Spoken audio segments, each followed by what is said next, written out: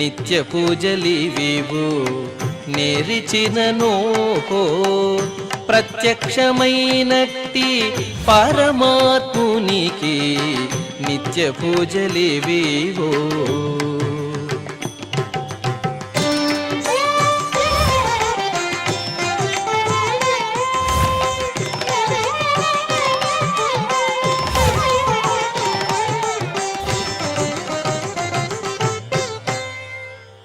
ఓం నమో వెంకటేశాయ.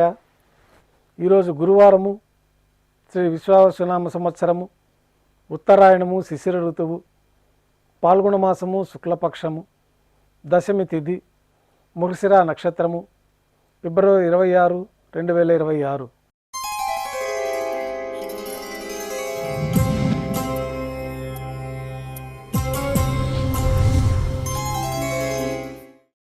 శ్రీవారికి గురువారం ఆర్జిత సేవగా తిరుప్పావుడి సేవ విశేషంగా జరుపుకుంటాము.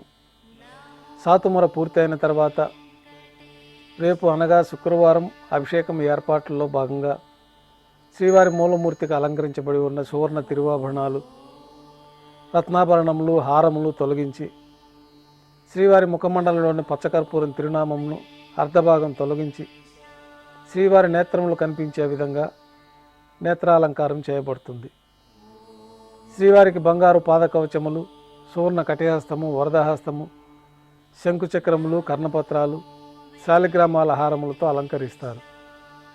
గర్భాలయం శుద్ధి అయిన తర్వాత మాధ్యాహ్నిక ఆరాధనలో భాగంగా బంగారు పంచపాత్రలో శుద్ధ జలాన్ని నింపి శ్రీ వైఖానస ఆగమోక్తమైన ఉపచారాలు మూలమూర్తికి, ఉత్సవమూర్తులకి నిర్వహించి తులసీదళములతో అష్టోత్తర శతనామార్చనతో అర్చన జరుగుతుంది. మాధ్యాహ్నిక నైవేద్యంలో భాగంగా పాచక కైంకర్య పనులు సుమారు 450 కిలోల పరిణామంలో తింత్రిణి రసాన్నం అంటే పులిహోర గరుడాల్వారు ముందు వెండి పీఠం పైన రాశిగా పోసి 8 దిక్కులు శిఖరములుగా ఏర్పాటు చేసి నారికేళ అర్థఫలములు మరియు పుష్పముల చేత అన్ని దిక్కులు యందును ముఖభాగమునందును రమణీయంగా అలంకరించి శ్రీవారి దృష్టి గోచరించినట్లుగా ఏర్పాటు చేస్తారు.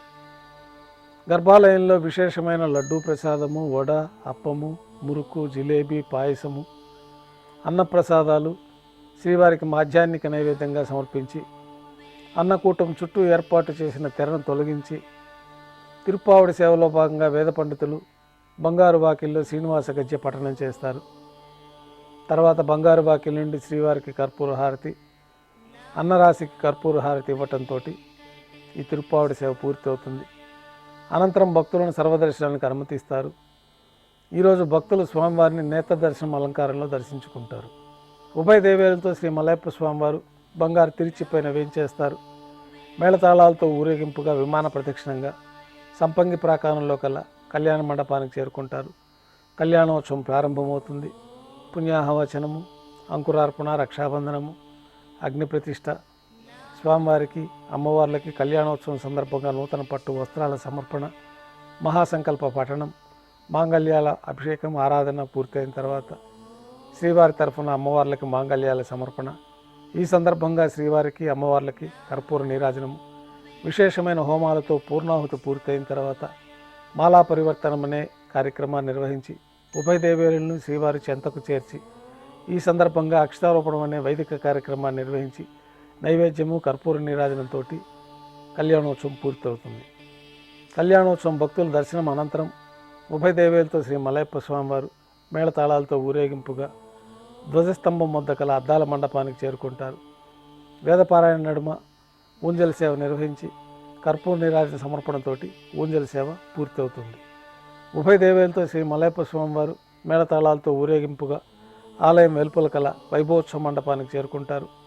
ఆర్జిత బ్రహ్మోత్సవంలో భాగంగా గరుడ వాహనంపైన శ్రీ మలయప్ప స్వామివారు వేంచేస్తారు.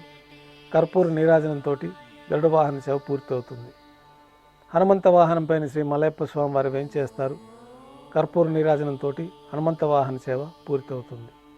పెద్ద శేషవాహనంపైన శ్రీ మలయప్ప స్వామివారి వేంచేపు చేసుకొని కర్పూర నీరాజనంతో పెద్ద శేషవాహన సేవ పూర్తవుతుంది. ఉభయ దేవేలతో కలిపి శ్రీ మలయప్ప స్వామివారికి కర్పూర నీరాజన సమర్పణతోటి ఆర్జిత బ్రహ్మోత్సవం పూర్తవుతుంది. ఉభయదేవేలతో శ్రీ మలయప్ప స్వామివారు 4 తిరువీధుల ఉత్సవం జరుపుకొని భక్తులను అనుగ్రహించి తిరిగి ఆలయానికి చేరుకుంటారు. ఆలయంలో నైవేద్యం పూర్తయిన తర్వాత గర్భాలయంలో వేంచేస్తారు.